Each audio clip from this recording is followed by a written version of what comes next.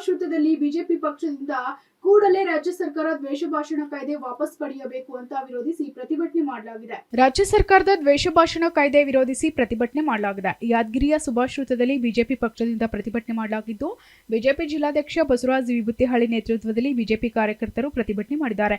ದ್ವೇಷ ಭಾಷಣ ಕಾಯ್ದೆ ಹಿಂಪಡೆಯುವಂತೆ ಪ್ರತಿಭಟನಾ ನಿರತರು ಆಗ್ರಹಿಸಿದ್ದಾರೆ. ರಾಜ್ಯ ಸರ್ಕಾರದ ವಿರುದ್ಧ ಪ್ರತಿಭಟನೆ ನಿರತರು ಆಕ್ರೋಶ ವ್ಯಕ್ತಪಡಿಸಿದ್ದಾರೆ.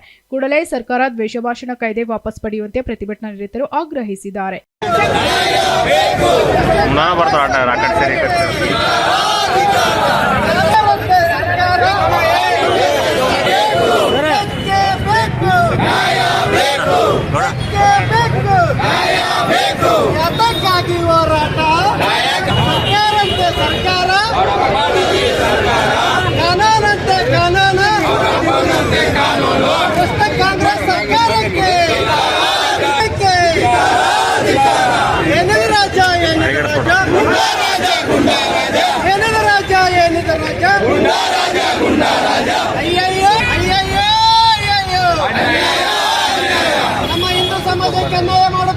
Bureau report, SSV news, Yadgir.